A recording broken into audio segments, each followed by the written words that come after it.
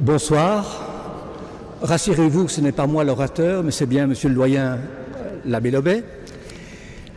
Le thème qu'on a choisi cette année pour les conférences de Carême s'appelle « Chrétiens face à la crise économique ».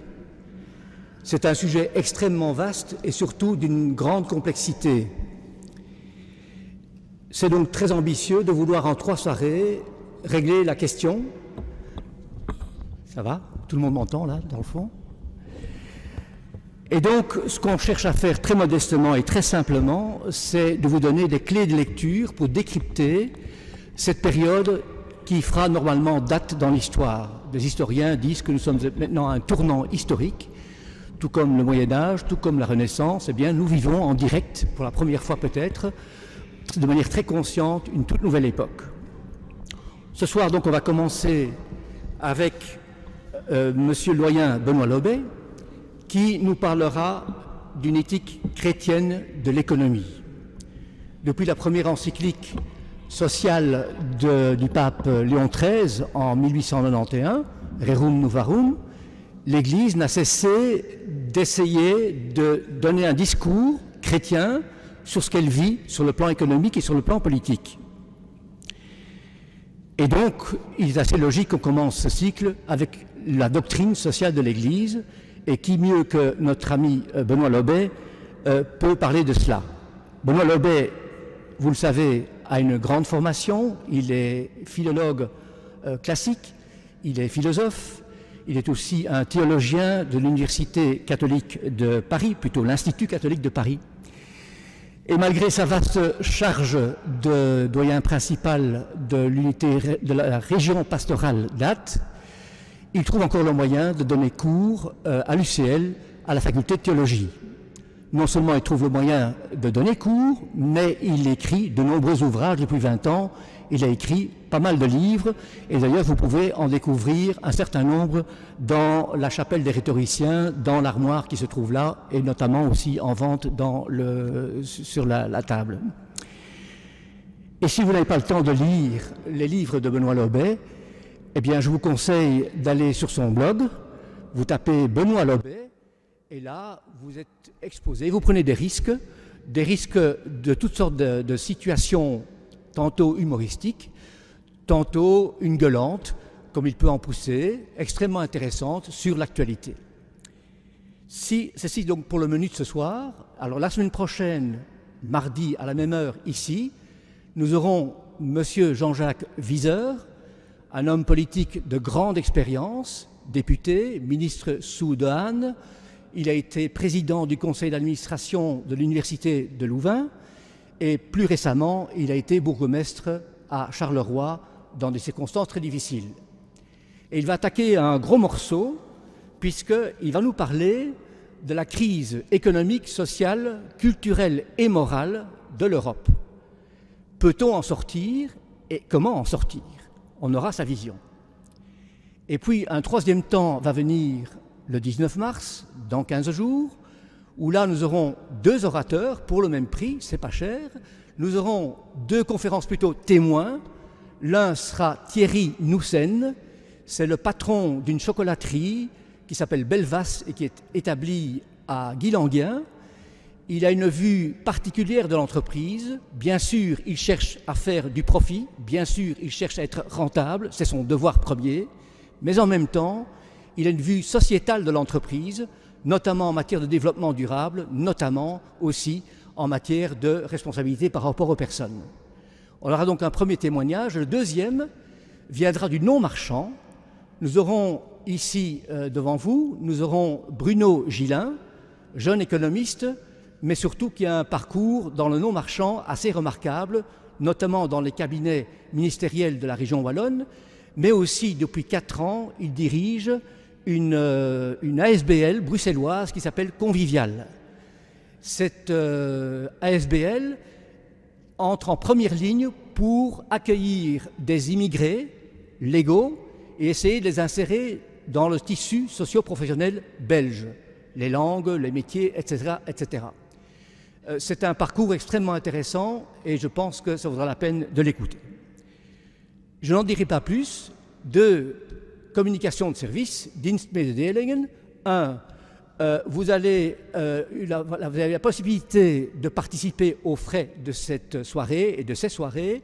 Il y a donc 2 boîtes à l'entrée de l'église qui sont là. Vous y participez librement, bien entendu. Et d'autre part, comme d'habitude, à la fin de chaque conférence, il vous est possible de poser vos questions. Donc des personnes vont passer dans les rangs pour vous distribuer des billets et vous pourrez écrire vos questions que vous souhaitez. Je laisse la parole à Benoît Lobé. Merci beaucoup pour cette introduction. On va d'abord faire un test de voix. Vous m'entendez bien?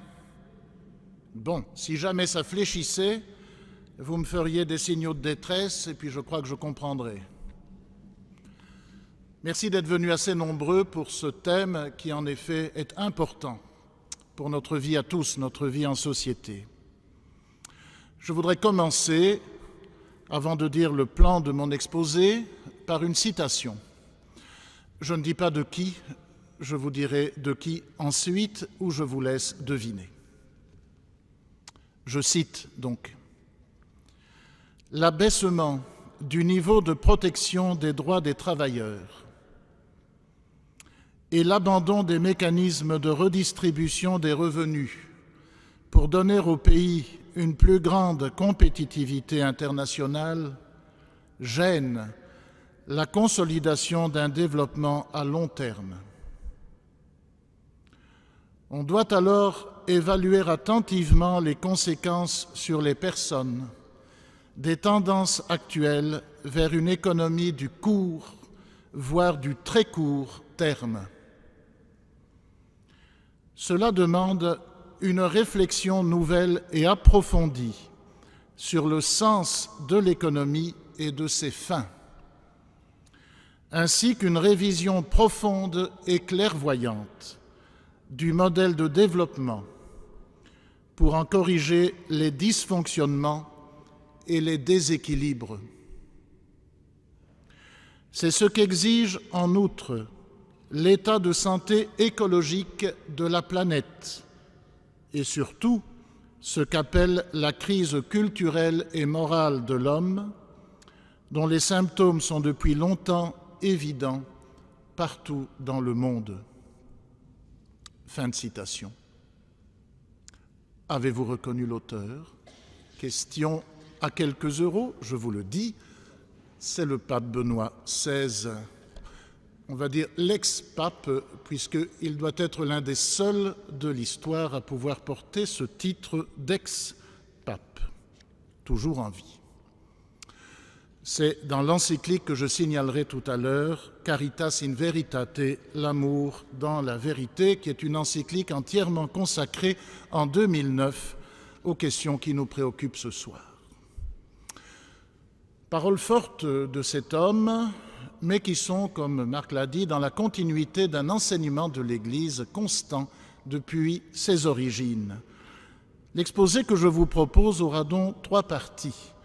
Dans la première, je voudrais dire les paramètres d'un contexte absolument nouveau dans lequel se posent à nous les questions d'une éthique économique. Dans le deuxième point, je voudrais évoquer la question de la pertinence d'une parole là-dessus, d'autant plus de la part de quelqu'un qui n'est pas économiste, mais qui est théologien. Et on va dire, mais qu'est-ce qu'il fait avec l'économie plutôt que d'aller étudier sa Bible ou de s'occuper des linges dans la sacristie? Donc j'essaierai de dire quels sont les critères d'un propos pertinent sur cette question. Et dans le troisième et dernier point, je dirais quelles sont les grandes lignes d'une vision chrétienne de l'économie, ce qui est le propos de ce soir. Pour le premier point, qui est un point contextuel, donc, j'emprunte une bonne partie des réflexions que je vous soumets à Jean-Claude Guilbeault, qui est un journaliste et philosophe français, ancien grand explorateur, ancien journaliste au Monde, qui est un chroniqueur aujourd'hui encore très réputé, auteur de nombreux essais sur la situation de la société contemporaine. Mais j'y ajoute un peu de mon cru.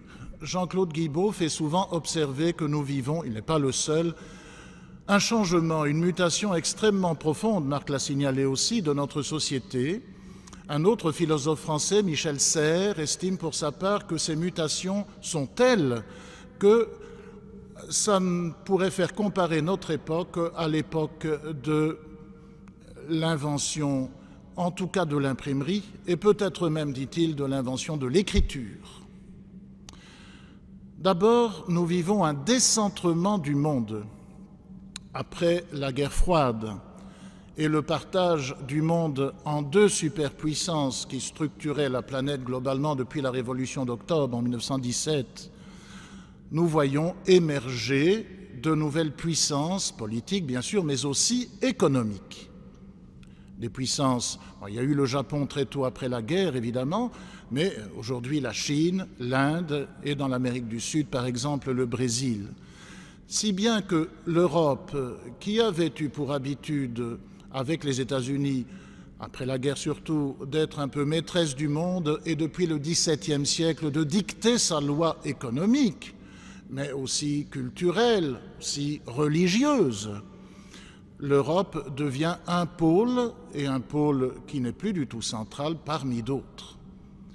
C'est un premier point qui est assez évident, mais qu'il faut citer au départ.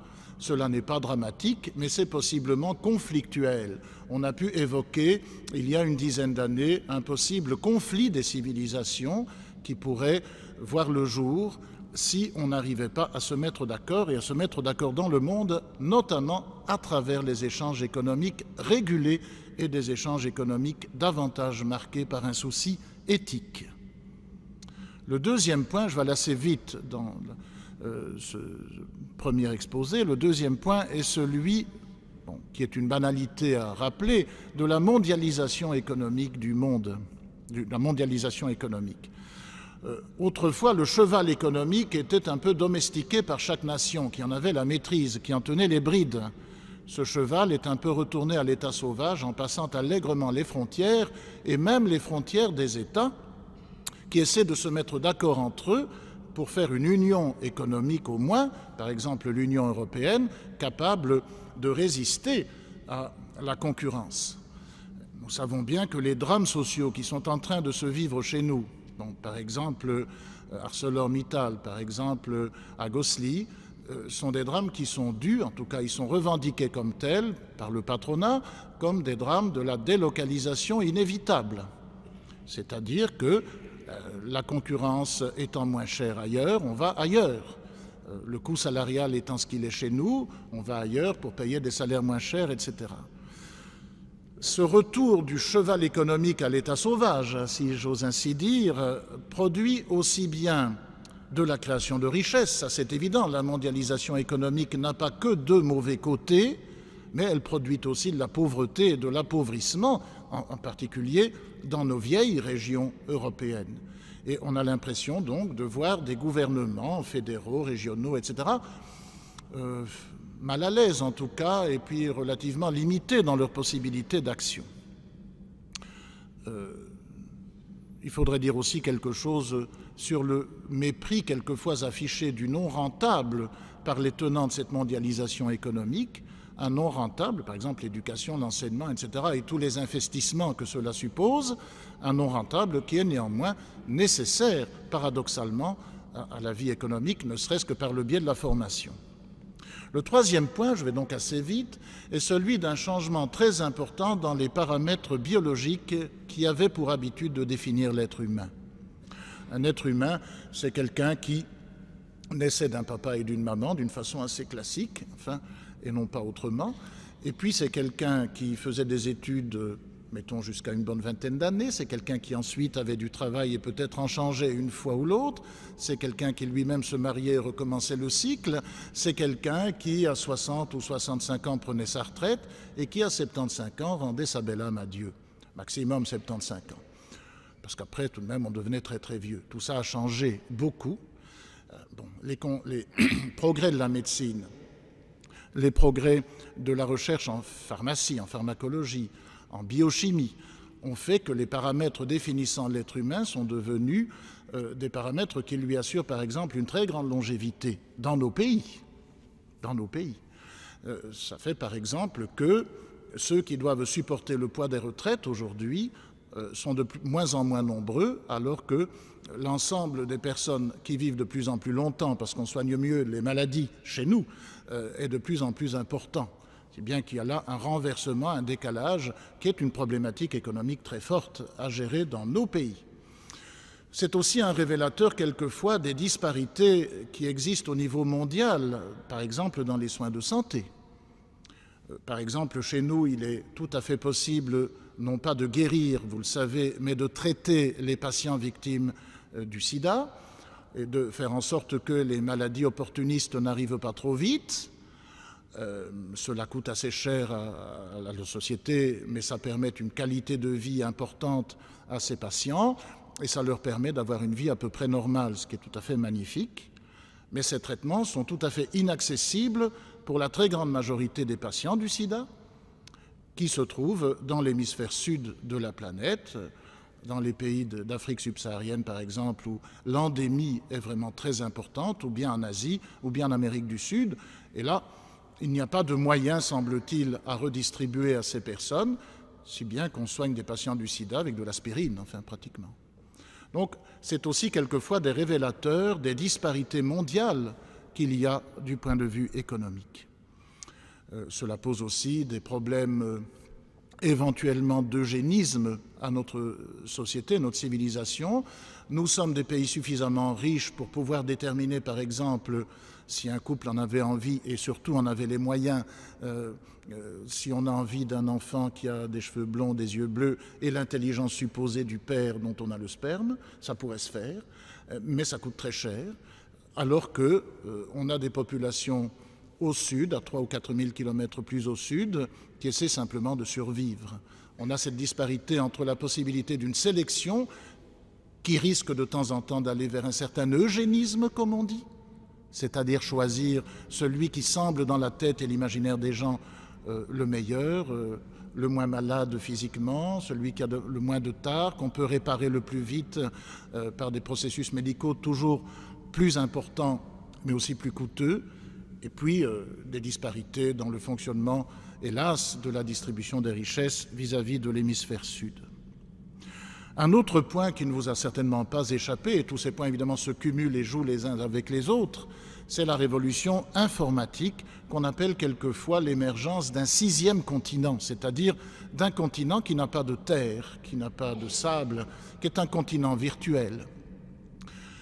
Il existe un monde virtuel auquel nous nous connectons de plus en plus volontiers et qui est le lieu des échanges financiers et économiques aussi bien que des échanges quelquefois amicaux.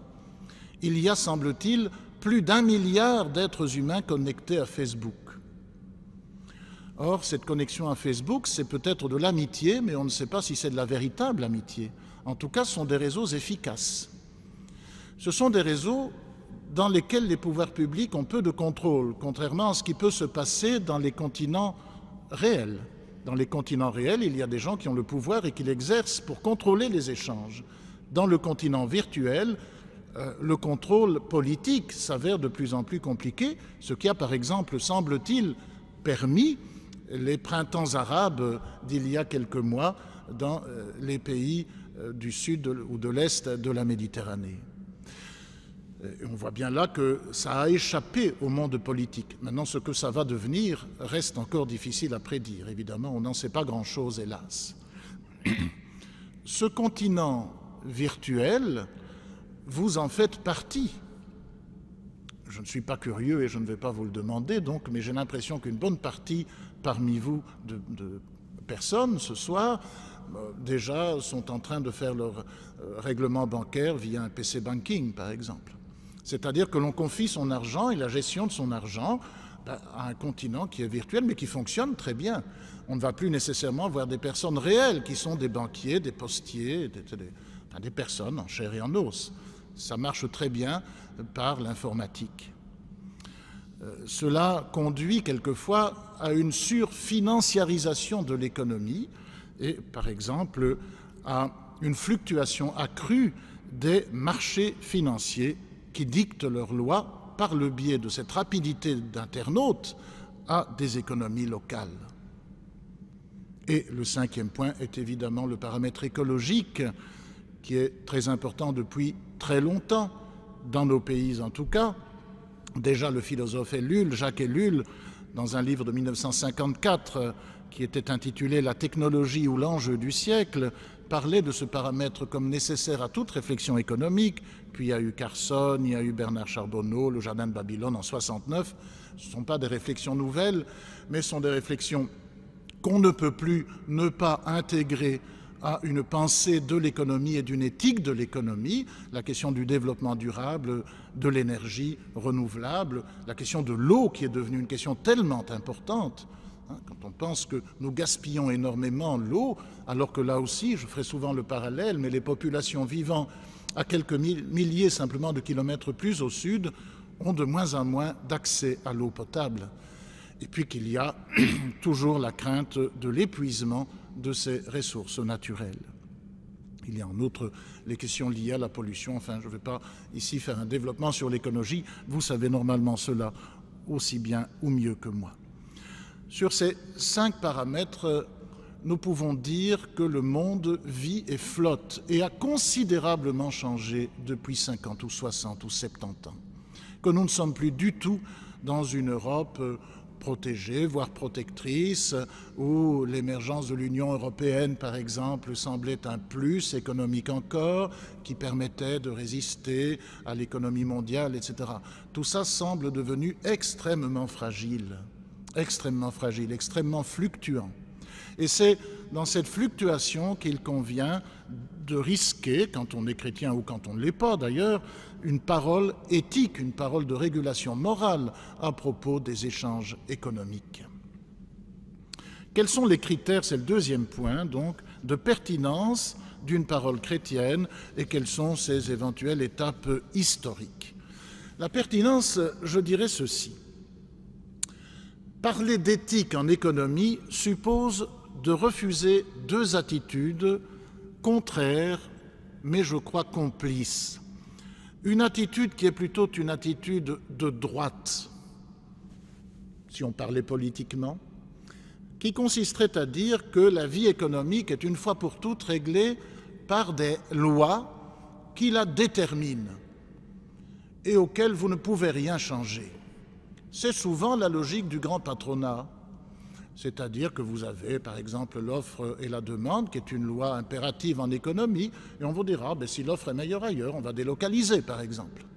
C'est le discours de M. Mittal, c'est le discours des patrons de Gosli, de Caterpillar, etc., et d'autres grands patrons de multinationales, disant de toute façon les lois économiques sont telles qu'elles s'imposent à tous sans que vous puissiez y changer quoi que ce soit. Poussé à l'extrême, alors il deviendrait absolument inutile d'encore faire des réunions autour d'une table avec des représentants des gouvernements régionaux ou fédéraux et des syndicats. Ça ne servira à rien puisque de toute façon les lois s'imposeraient à tous. Donc si ce déterminisme était parfaitement vrai, il n'y aurait pas de place pour la liberté, c'est le principe même du déterminisme, et s'il n'y a pas de place pour la liberté, il n'y a pas de place pour la morale, il n'y a pas de place pour l'éthique, il n'y a pas de place pour le choix. Donc ce déterminisme économique n'est pas pensable dès lors que l'on veut penser l'économie comme une activité humaine. Et toute activité humaine doit faire place à l'éthique, d'une façon ou d'une autre. Le déterminisme absolu est contraire à l'humanisme. Inversement, vous avez une position qui est plutôt de gauche et qui consiste à dire qu'il suffit de balancer tout le bazar, si j'ose dire, comme on dirait en anguien, n'est-ce pas?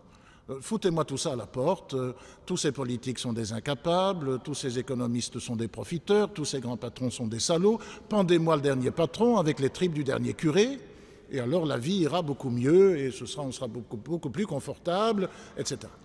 Et faisons la révolution, changeons tout ça, foutez-moi une bombe dans tout ça, etc. Très bien. On a essayé quelquefois dans l'histoire des hommes et dans une histoire récente. Les résultats n'ont pas toujours été à la hauteur des espérances.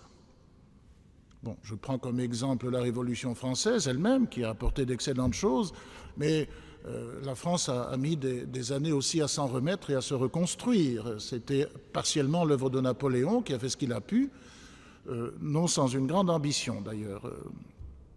Vous connaissez le mot de Napoléon, la couronne traînait dans le caniveau, je l'ai ramassée. Et comment? Et puis, la révolution d'octobre 17, en Russie, je la signalais tout à l'heure, on a vu que ça a donné un certain nombre de décennies qui n'ont pas nécessairement été joyeuses pour les personnes. Et notamment du point de vue économique, mais aussi du point de vue simplement humain ou de ce qu'on appelle les droits de l'homme. Donc, face à ces deux pensées extrêmes, si vous voulez, celle qui est plutôt droitisante d'un déterminisme économique complet et celle plutôt gauchisante d'une parole que j'appellerais incantatoire, il n'y a qu'à, n'est-ce pas ? L'éthique doit se frayer un chemin réaliste. Qu'est-ce qu'il est possible de faire dans les marges de liberté que nous avons? Certes, il y a des règles en économie, mais ça n'empêche pas qu'il y a des espaces de liberté. Et certes, on peut changer les choses sans tout foutre en l'air. C'est à partir de ce créneau que nous avons à réfléchir quelque chose de réaliste et de raisonnable, car l'éthique et la raison ont partie liées. Alors, vous allez dire, je le disais tout à l'heure peut-être, mais quelle pertinence du point de vue d'un prêtre, d'un théologien, enfin, ce n'est pas vos oignons. Occupez-vous de vos sacristies, occupez-vous de votre Bible, occupez-vous de je ne sais pas quoi, mais pas d'économie, laissez parler les économistes. En effet, il faut laisser parler les économistes. Ils sont plus compétents que moi en économie, ça c'était l'évidence même. Ils sont plus compétents que le pape en économie, c'est l'évidence même, etc., etc. Pourquoi des théologiens, des chrétiens, tout simplement, se mêlent-ils de ça? Quelle est la pertinence de cela? Mais c'est que ça fait partie du message chrétien, et non pas comme une incidence périphérique, mais ça fait partie du message chrétien en son cœur. Le message chrétien, c'est la révélation de Dieu. Peut-être je vous apprends quelque chose ce soir, mais c'est comment Dieu parle à l'humanité en se racontant et en disant qui il est. Et il se raconte pour nous chrétiens à travers une très longue histoire qui part de l'élection d'un peuple, qui part de toute une série d'événements, la libération d'une servitude, la traversée d'un désert, le don d'une loi et tout ce que vous voulez, que vous connaissez. Et puis, comme dit la lettre aux Hébreux, il dit son dernier mot qui est un mot d'amour dans une histoire d'homme qui est celle de Jésus, un personnage historique, contingenté dans l'histoire, qui est né à un moment donné, qui est mort à un autre, et en lequel nous, les chrétiens, reconnaissons que Dieu parle et se raconte. À travers l'histoire de cet homme-là, Dieu, le Dieu des philosophes, le Dieu par qui tout a été fait, etc., raconte ce qu'il est. Et ce qu'il est, c'est une parole d'amour particulièrement sensible à la pauvreté. Je voudrais simplement citer un verset de saint Paul. Dans le Christ, écrit Paul, Dieu s'est fait pauvre pour vous enrichir par sa pauvreté. Il y a là une clé de tout ce que l'on peut lire de l'histoire de Jésus et qu'on ne lit pas comme une anecdote. Jésus n'est pas pour nous un maître de morale, n'est pas pour nous un exemple comme Bouddha ou à mettre à côté d'autres. C'est Dieu qui dit qui il est. Depuis le berceau, qui est plutôt en paille qu'en ivoire, si j'ai bonne mémoire, jusqu'à la croix, où il n'y a pas non plus de luxe, où il y a plutôt un dépouillement et une nudité. Voilà Dieu, ecce homo, et voilà l'homme. Voilà comment Dieu rêve l'homme dans le dépouillement qui le rendra heureux, parce que c'est un dépouillement non pas par misère, mais par amour. Si l'on se rend compte de cela, alors on se dit que la question de la pauvreté, du soin à apporter aux pauvres, à une certaine modestie de vie, etc., et tout ce que vous voulez comme suite, ce n'est pas une question périphérique, comme je disais, mais c'est une question qui va au cœur même de la foi des chrétiens. Il y a un certain nombre de choses qui sont beaucoup répercutées par les médias et qui ne vont pas du tout au cœur de la foi des chrétiens, n'est-ce pas? Par exemple, qui sera pape, etc. Ça, je peux vous faire un scoop ce soir à propos du prochain conclave, n'est-ce pas? J'ai des tuyaux, je suis certain d'une chose, n'est-ce pas? Il y aura un pape. Ça, c'est sûr et certain. Donc, soyez rassurés si jamais ça vous foutait les boules, il y en aura un, c'est sûr. Après, ça n'a pas tellement d'importance, c'est interchangeable, vous savez, les papes. D'ailleurs, l'actuel l'a très bien compris. Ça, c'est pas essentiel dans la foi. C'est complètement périphérique, ça.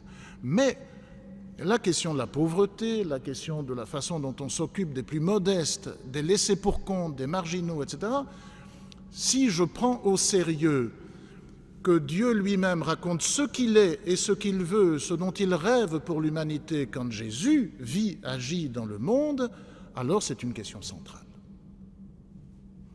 Ce qui donne, me semble-t-il, une certaine pertinence, au moins théologique, à un discours chrétien sur l'économie. Du reste, les chrétiens l'ont toujours compris ainsi. Dès l'origine, dès les évangiles, l'option préférentielle, dirais-je, de Jésus lui-même pour les pauvres. Dès les premiers siècles, je pourrais citer un seul exemple parmi beaucoup, au IVe siècle, un évêque que j'aime bien, qui s'appelait Basile, ce qui est un joli nom. Je connais une copine qui appelait son chat comme ça. Saint Basile méritait d'autres... Enfin, voilà.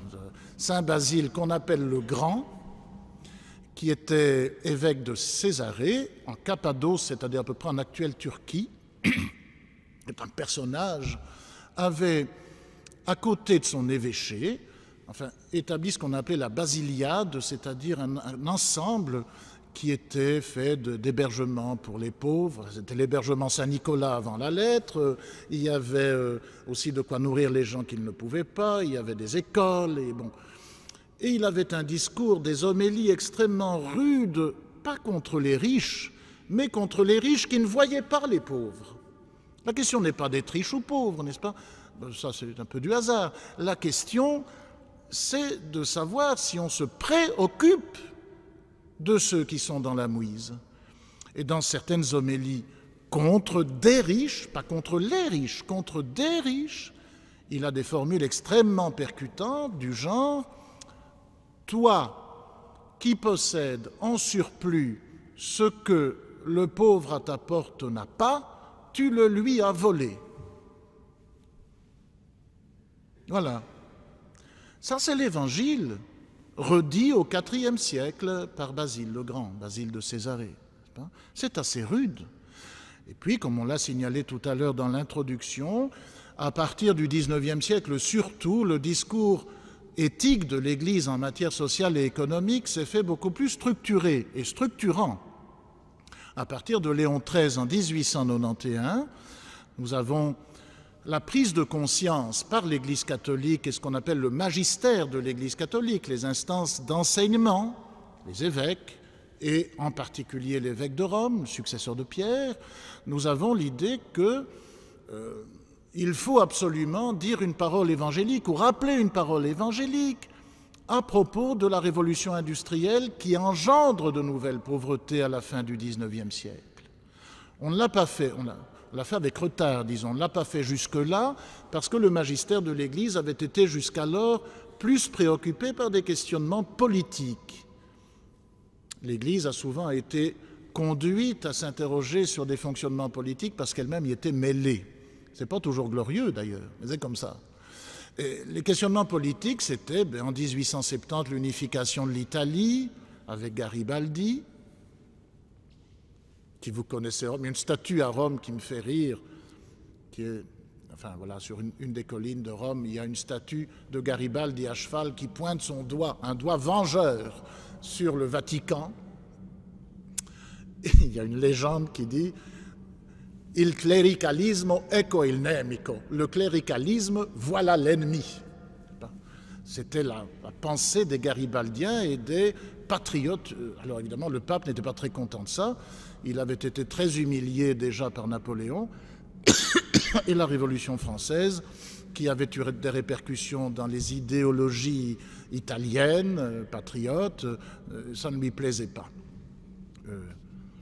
Verdi, le cœur des esclaves, enfin tout ça, c'est pas très gentil pour le pape.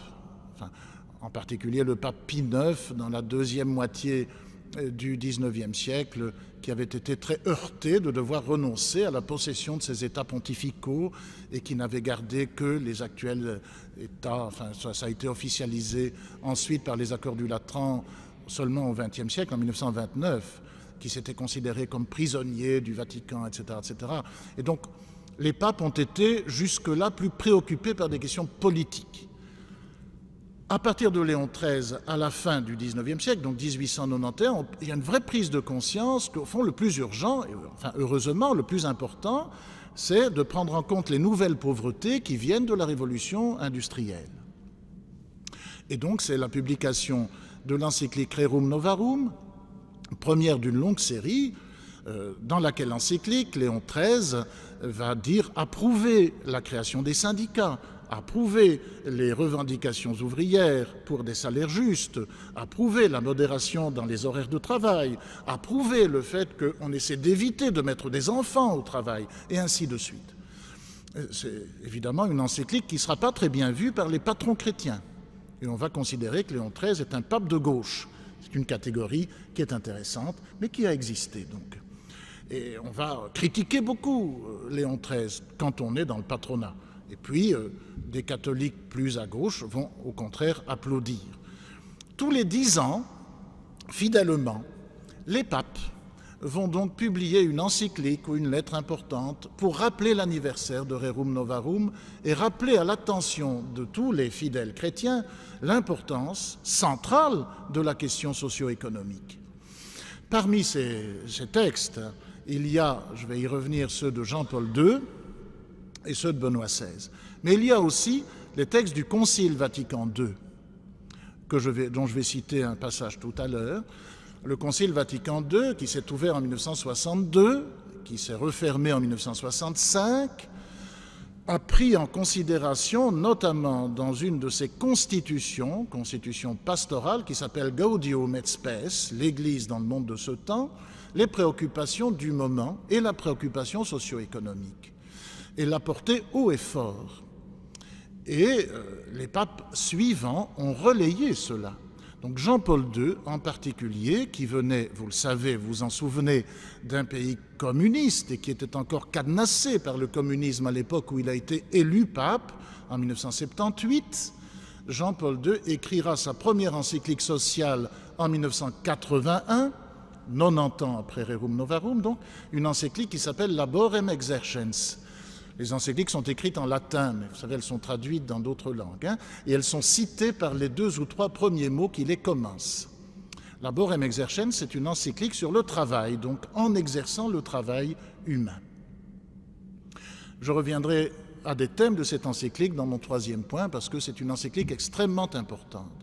En 1987, ça n'est pas dans les anniversaires, mais enfin, il va ajouter « sollicitudo rei socialis », la sollicitude du social, pour la chose sociale, parce qu'il estimait important qu'entre 81 et 91, il écrive encore quelque chose.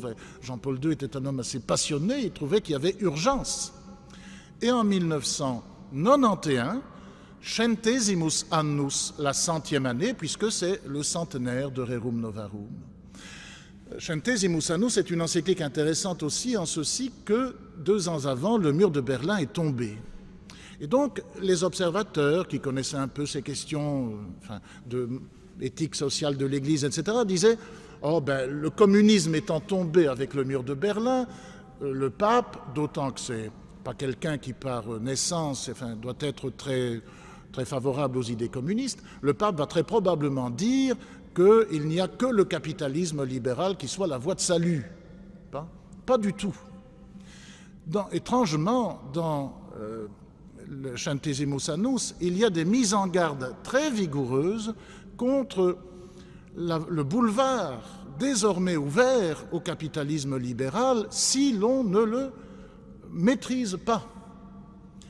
Et ça me semble extrêmement important de voir que quelqu'un qui est issu du communisme met en garde contre le capitalisme